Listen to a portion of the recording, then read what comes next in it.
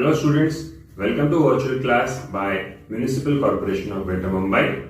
Today we are going to learn English.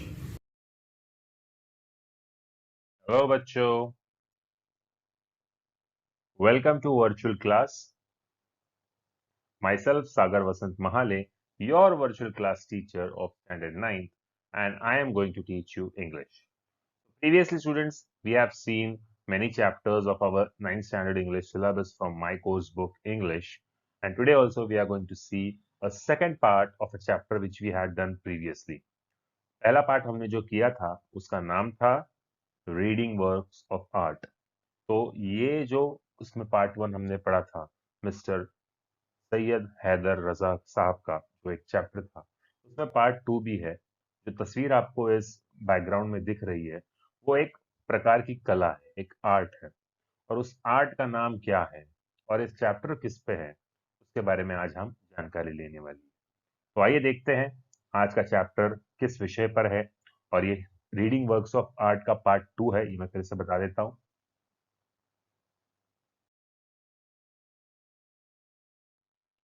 9th Standard English, My English Course Book. 4.2 reading works of art part 2। तो part 1 में हमने mister Syed Haider रजा साहब की paintings के बारे में, उनकी लाइफ के बारे में हमने थोड़ी जानकारी ली और पार्ट 1 हमने कंप्लीट किया है इसके पहले वीडियो में। और यदि आपने पार्ट 1 नहीं देखा हो और आप पार्ट 2 पे आए हो डायरेक्ट, तो सबसे पहले आप पार्ट 1 का वीडियो देख लीजिए, उसके बाद पार्ट 2 का वीडियो देखिए। तो शुरुआत करते हैं आज के इस चैप्टर को, 4.2 reading works of art part 2 by Sagar Vasant Mahale, यानी कि हम।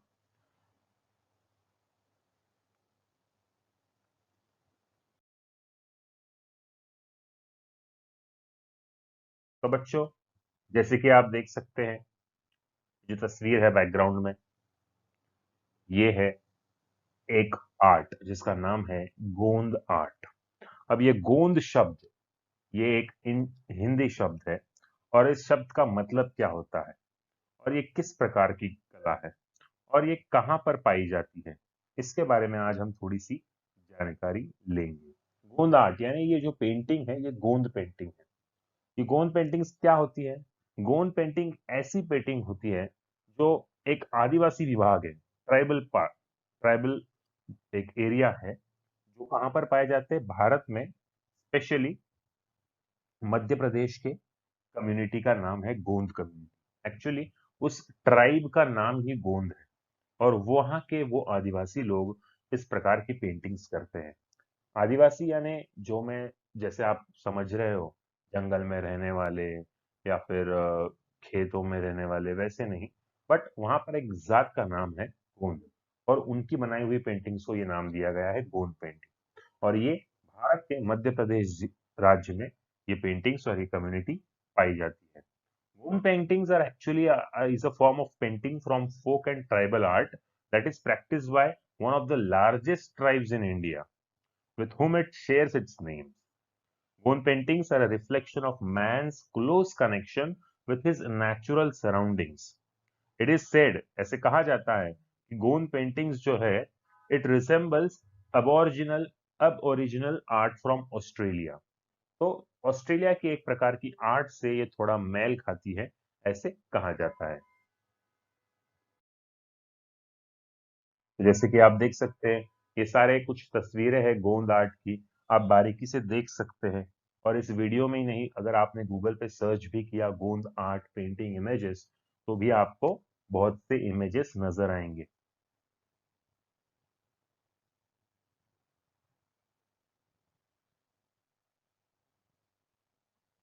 इसी को हम क्या कहते हैं? गोंद आर्ट। गोंद एक कम्युनिटी, एक ट्राइब का नाम है, और उनकी कला को या उनकी पेंटिंग्स को गोंद पेंटिंग्स या गोंद आर्ट कहा जाता है।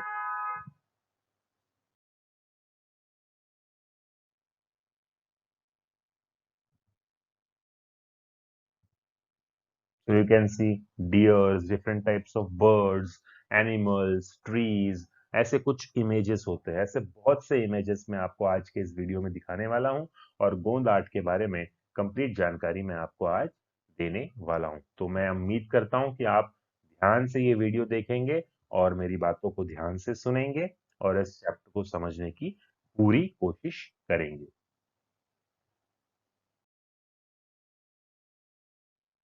इस तस्वीर में आप देख सकते हैं डियर और बर्ड्स हैं। लेफ्ट वाली तस्वीर में आपको मोर ये पक्षी नजर आ रहा है। उसी पक्षी से जुड़ी हुई एक पेड़ की टहनियां भी नजर आ रही हैं, हरे पत्ते नजर आ रहे हैं। तो ऐसे ब्यूटीफुल पेंटिंग्स ये गोंद कम्युनिटी हर साल या हमेशा से बहुत पहले से पेंट करते आ रहे हैं।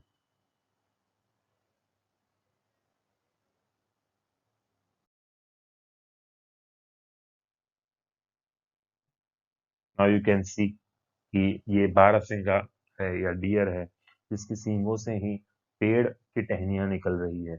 एक डिफरेंट कनेक्शन होता है इंसानों से इस पेंटिंग्स का। मानो ये तस्वीरें बात करती हैं, जैसे कि हमने मिस्टर सैयद हैदर रजा की पेंटिंग्स में भी देखा था। कितने सिंपल सिंपल पेंटिंग्स थी, लेकिन कितना डीप और सीक्रेट मैसेज, हिडन मैसेजेस उस पेंटिंग्स में से आपको नजर आते थे।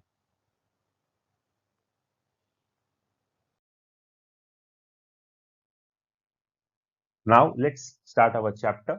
Gond art is a tribal art that has been developed and preserved by the Gond tribal people residing largely in the Madhya Pradesh, Maharashtra, Telangana, Andhra Pradesh, and Odisha states of India. From their traditional tales and mythology, we learn that they have lived in India for thousands of years, even before the other inhabitants came here. The Gondi language is similar to Telugu, a Dravidian language. तो बच्चों गोंद art जो है, right में आप तस्वीर देख सकते हैं, बहुत से डिफरेंट डिफरेंट तस्वीर में आज आपको दिखाने वाला हूँ इस वीडियो में। तो गोंद आर्ट जो है ये एक ट्राइबल आर्ट है। ट्राइब यानी एक कम्युनिटी होती है, एक जात होती है, या फिर एक, जैसे कि हम कहते हैं कि कुनबी एक ट्राइब है, जो कुनबी का मतलब होता है किसान। या फिर महाराष्ट्र में और बहुत से ट्राइब्स है, आदिवासी ट्राइब है, भिल एक समाज है, फिर पावरी एक समाज है। तो ऐसे ही मध्य प्रदेश और महाराष्ट्र के बॉर्डर पे एक गोंद समाज पाया जाता है, गोंद ट्राइब पाई जाती है। उसके गोंदी कुछ लोग जो तेलंगाना में भी पाए जाते हैं, कुछ आंध्र प्रदेश में भी पाए जाते हैं और कुछ उड़ीसा में पाए जाते हैं। ये जो अगर आप भारत का नकाशा देखोगे तो तेलंगाना, आंध्रा, तेलंगा यानी आंध्रा का अपर पार्ट, तो आज तेलंगाना है। आंध्र प्रदेश का आप, अगर आप जानते हो कि आंध्र प्रदेश के भी दो राज्य बन चुके हैं अभी, एक तेलंगाना है और एक आंध्र प्रदेश है। तेलंगाना, आंध्रा, उड़ीसा, मध्य प्रदेश और महाराष्ट्र ये सब आपस में जुड़े हुए राज्य है, और यही इस सर्कल में ही आपको गोंदी लोग यानी गोंदी समाज मिलेगा। यहाँ पर गोंदी लैंग्वेज सबसे ज्यादा बोली जाती है। और यहाँ पे कहा गया है कि गोंदी आर्ट जो है एक ट्राइबल आर्ट है, और ये सालों से डेवलप और प्रिजर्व किया गया है गोंद ट्राइबल पीपल के द्वारा। और ये पीपल ज्यादातर मध्य प्रदेश, महाराष्ट्र, तेलंगाना, आंध्र और उड़ीसा के स्टेट्स में, भारत के इन सारे स्टेट्स में पाए जाते हैं। उनके ट्रेडिशनल टेल्स जो है, सांस्कृतिक उनकी जो कहानियां हैं, माइथोलॉजी, माइथोलॉजी का मतलब क्या होता है बच्चों? जिन कहानियों का कोई प्रूफ नहीं होता लेकिन मिथ होती है, ये कहानी वर्षों से कही जाती है, उनका कोई प्रूफ नहीं होता, इसीलिए उसे मिथ कहा जाता है, माइथोलॉजी। या टेल्स, ट्रेडिशनल टेल्स कहा जाता है। We learn that they have lived in India for thousands of years, even before the other inhabitants came here. तो ये कहा जाता है कि गोंदी ये जो ट्राइब है, ये हजारों सालों पुरानी ट्राइब है। जबकि वहां पर आज जो लोग रह रहे हैं या बरसों से जो लोग रह रहे हैं, उन लोगों से भी बहुत पहले से गोंद पीपल वहां पर रहते थे। तो Gondi language is similar to Telugu. अब गोंदी लैंग्वेज जो है, ये तेलुगु इस भाषा से काफी साम्य रखती है। तेलुगु जो कि एक द्रविडियन लैंग्वेज है, और एक गोंद पीपल जो कि एक नॉर्थ इंडिया में रहते हैं, यानी कि साउथ इंडिया से ऊपर रहते हैं, फिर भी उनकी जो भाषा है गोंदी भाषा, ये तेलुगु से बहुत मेल खाती है। It's like 90-95% similar to Telugu language. Let's see ahead.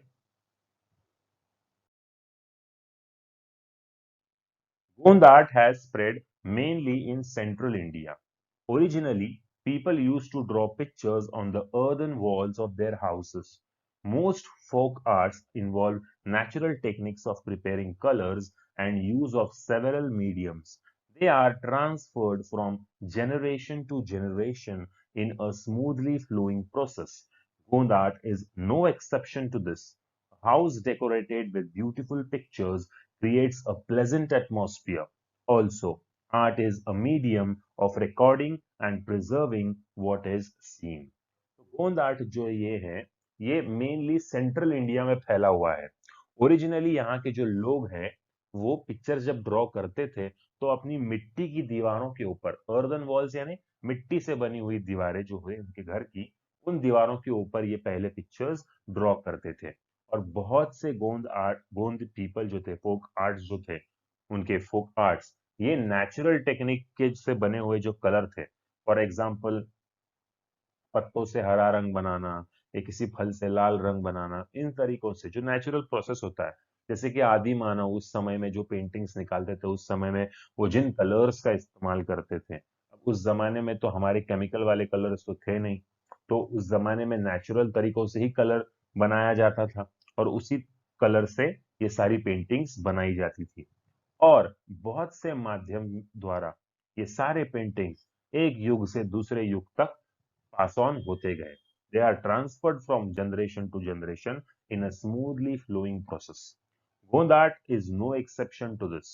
A house decorated with beautiful pictures creates a pleasant atmosphere.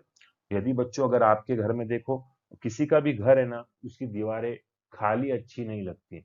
उन दीवारों पे फोटो फ्रेम तो भी होनी चाहिए, या कोई पेंटिंग होनी चाहिए, या देखो आजकल टेक्सचर्स वाले कलर्स आते हैं जो टेक्सचर्स बनाते हैं या कोई डिजाइन बनाते हैं घर की दीवारों पर कलर से, तो उससे क्या होता है, हमारा घर अच्छा भी दिखता है, हमें देखने को भी अच्छा लगता है और घर का वातावरण भी अच्छा रहता है। इसीलिए गोंद जितने भी गोंद पीपल है, उनके सब में घरों में ना ऐसी पेंटिंग्स, गोंद पेंटिंग्स होती है, और उस वजह से उनके घर का जो वातावरण होता है वो बहुत प्लेजेंट होता है, बहुत आनंदमयी होता है। Also art is a medium of recording and preserving what is seen. तो बच्चों, लाखों करोड़ों साल पहले से, जब से ये पृथ्वी बनी है, जब से इंसान बने हैं, जब से इंसान को कला, इस क्षेत्र से इंसान का जो इंट्रोडक्शन हुआ है, from the time when man is introduced with arts, उस टाइम से लेके अभी तक जितने भी लोगों ने अपनी कला का प्रदर्शन किया है, उसे संभाल के रखा है। जैसे कि ताजमहल भी एक कलाकारी ही है। उन उस जमाने में ताजमहल जैसी बिल्डिंग बनाना, कुतुब मीनार, चार मीनार, ये सारी जो बिल्डिंग्स हैं, फिर उसके बाद में बहुत से अजूबे हैं, ये सब स्कल्पचर्स है या पुराने मंदिर हैं, पुरानी मूर्तियां हैं, पुरानी जगह है, ये सारे जो आर्ट है, ये सारी चीजें क्या है, हिस्टोरिकल आर्ट्स है, और इसको प्रिजर्व करना ही हमारा सबसे पहली जिम्मेदारी यही होती है। क्योंकि बच्चों, यदि अगर हम इस जनरेशन में हमारे पहले की जनरेशन की चीजों को प्रोटेक्ट या प्रिजर्व नहीं करेंगे, तो हमारी आने वाली जनरेशन को इन सारी चीजों को सिर्फ तस्वीरों में ही देखना पड़ेगा। इसीलिए हमारी भारत सरकार भी ऐसी सारी चीजों का ध्यान रखती है, फिर वो किसी पेंटिंग की बात हो या किसी जगह की बात हो या किसी हिस्टोरिकल मॉन्यूमेंट की बात हो, सारी चीजों को प्रिजर्व करना ये हमारा प्रथम कर्तव्य है। इसीलिए यहाँ पर भी यही कहा गया है कि गोंद आर्ट भी कोई एक्सेप्शन नहीं है, ये भी हमारे भारत सरकार की, सॉरी, हमारे भारत देश की एक संपत्ति है जिसका प्रिजर्वेशन होना बहुत जरूरी है। और ये गोंद पीपल अपनी पेंटिंग्स, अपनी आर्ट और अपनी कला का प्रिजर्वेशन बहुत अच्छे से करते हैं, ताकि वो इस जनरेशन से अगले जनरेशन तक वो प्रोसेस, पास ऑन वाली जो प्रोसेस है, वो जारी रख सके।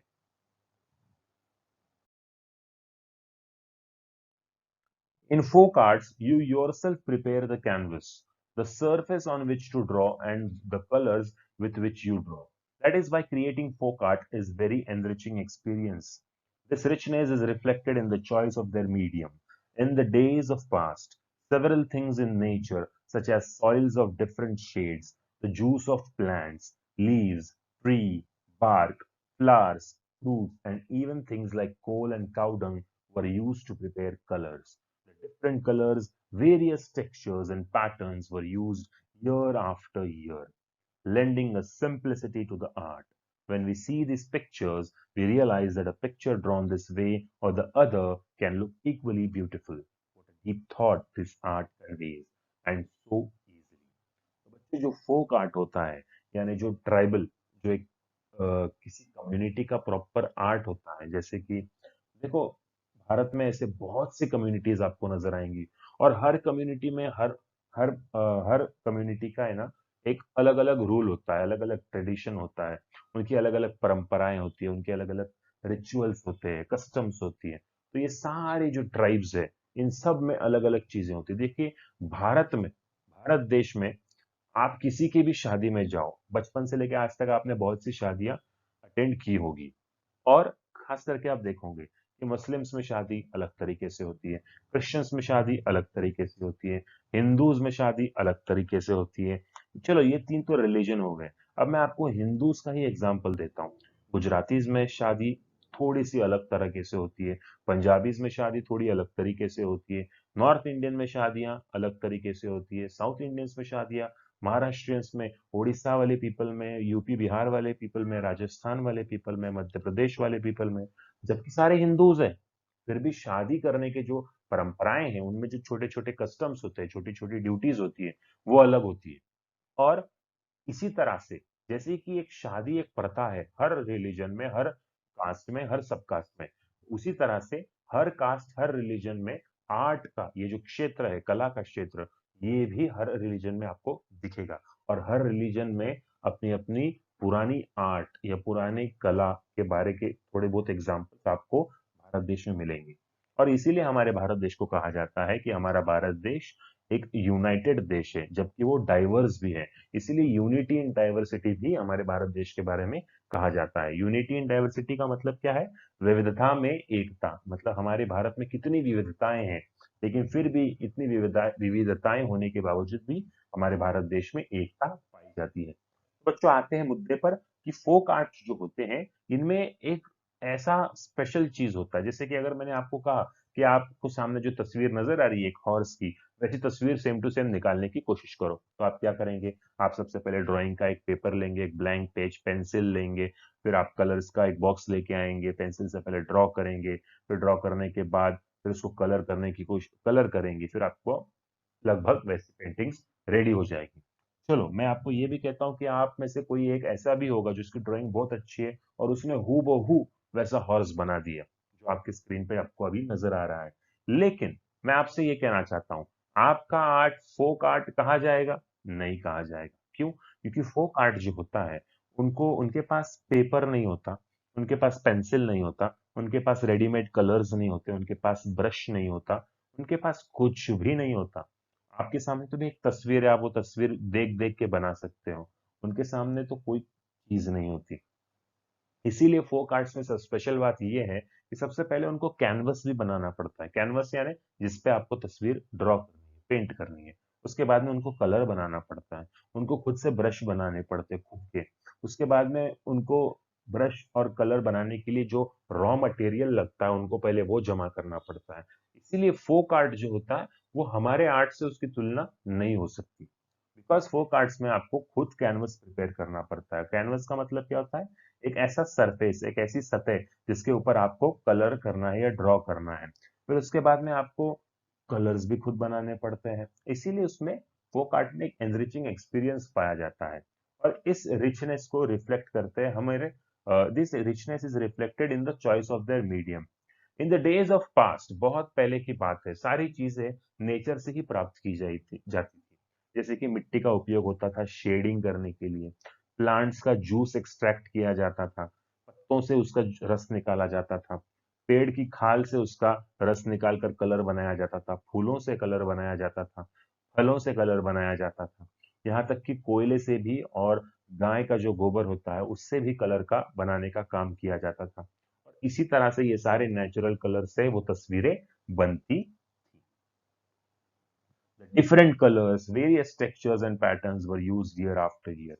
हर साल उस गोंद आर्ट में, या गोंद पीपल का जो आर्ट था, उनकी पेंटिंग्स थी, हर साल वो विकसित होती गई। जैसे कि देखो, अगर आप आज पहली बार ड्राइंग कर रहे हो और आपको बोला है कि आपको एक सीनरी बनानी है, जैसे कि कुछ पहाड़ बनाने, नदी बनानी, छोटा सा गांव बनाना है, फिर आप बनाओगे, राइट? पहला पेंटिंग आपका लगभग ठीक होगा।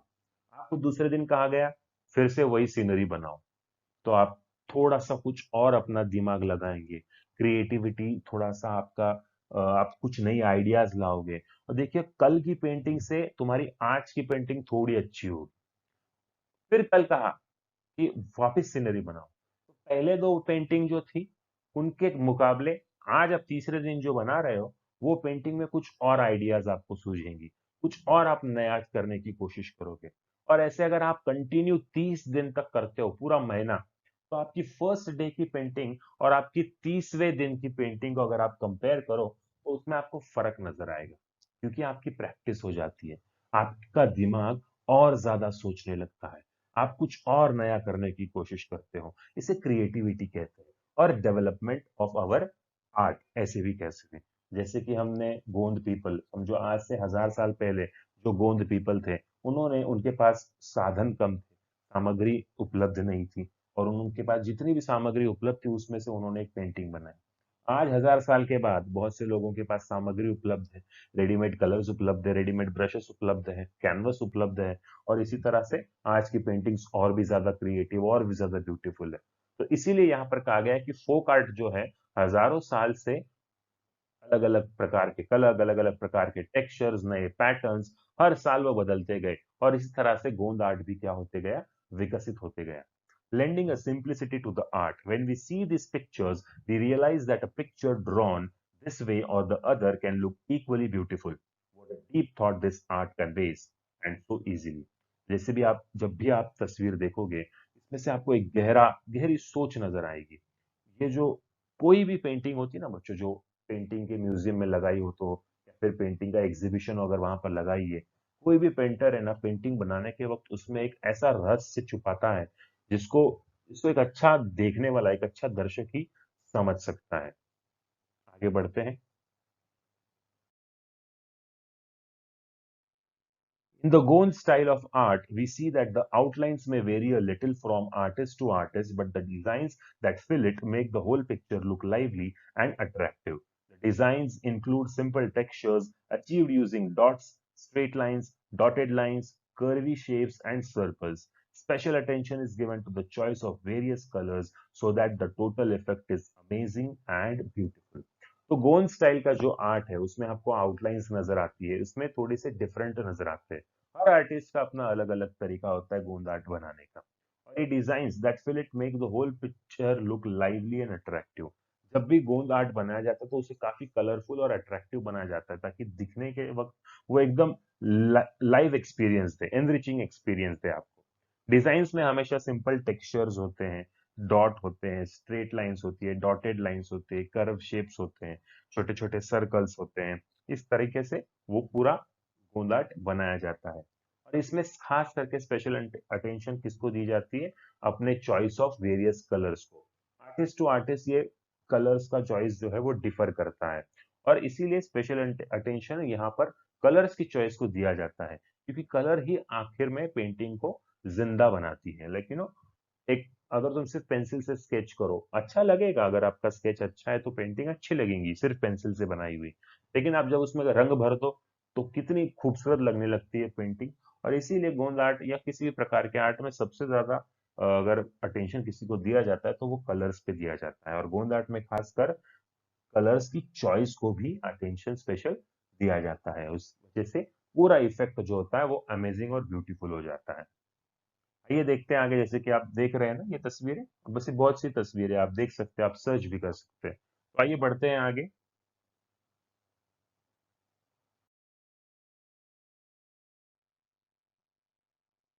In today's age of commercialization, many men have taken up Gond art, but the roots of folk arts probably lie in women's daily chores like cleaning and decorating the house, dealing with natural colors in the course of cooking and in their leisure time activities. आज के जमाने में, आज 2021 या 20 में अगर आप देखेंगे तो गोंद आर्ट एक कमर्शियलाइजेशन चीज हो गई है। बहुत से लोग पेंटिंग्स बनाकर उन्हें बेचकर अपनी रोजी रोटी कमा रहे हैं, लेकिन अगर जड़ें, आपको इस कला की जड़ें ढूंढनी है तो उन जगहों की महिलाओं के अंदर वो आप आर्ट की जड़ें देख सकते हो, वहीं पर वो जड़ें पाई जाती है। क्योंकि घर के जो भी काम होते हैं, घर संभालना, खाना पकाना, घर को साफ सुथरा रखना, इन सारे कामों के साथ में घर सजाने के लिए ये आर्ट महिलाएं ज्यादा इस्तेमाल करती है। आप अगर किसी प्रॉपर गोंद एरिया में गए तो आपको घर घर ये गोंद पेंटिंग्स दीवारों पर नजर आएगी, जो खुद से अपने घर को सजाने के लिए ये गोंद आर्ट बनाए जाते हैं।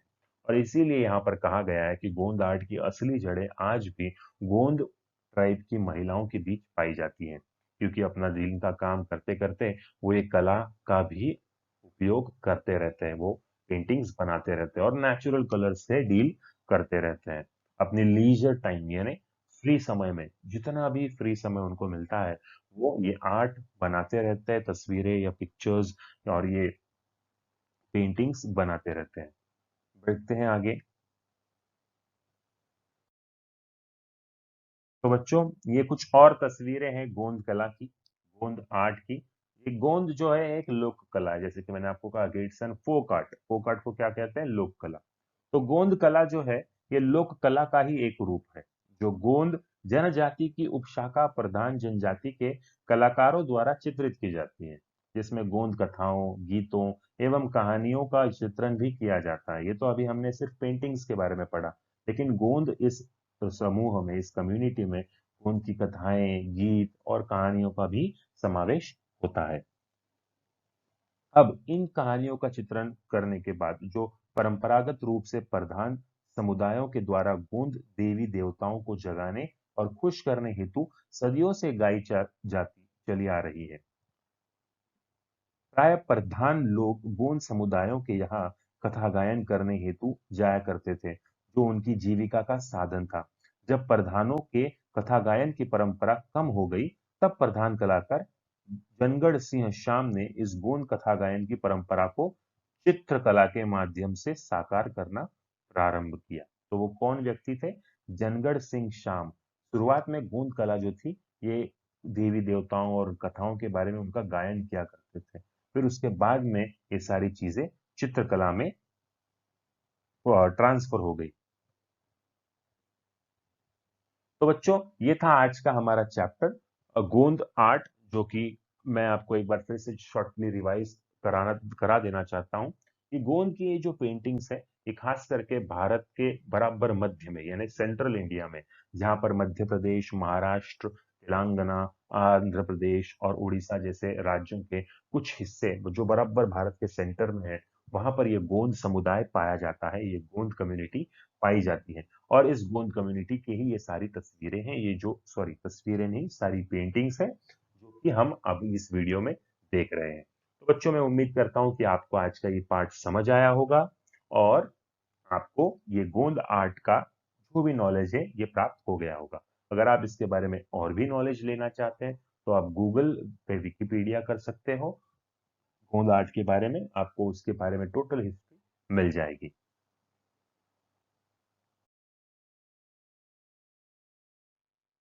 Students, I hope you have understood this chapters. और मैं एक सूचना देना चाहूंगा, यदि अगर आपने अभी तक BMC edu Hindi standard 9th इस चैनल को सब्सक्राइब ना किया हो, तो प्लीज सब्सक्राइब बटन पे क्लिक कीजिए और सब्सक्राइब करने के बाद बेल आइकन पर क्लिक करके आपके आने वाले वीडियोस के अपडेट्स की जानकारी के लिए बेल आइकन क्लिक कर दीजिए।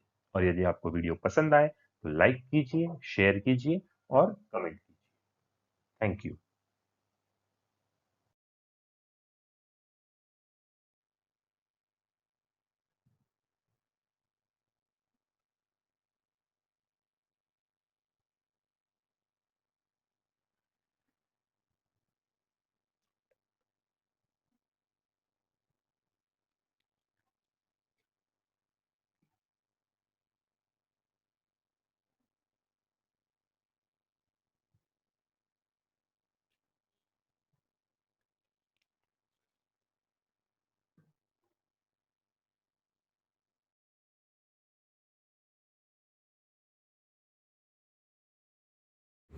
Thank you, students. This was our today's lecture.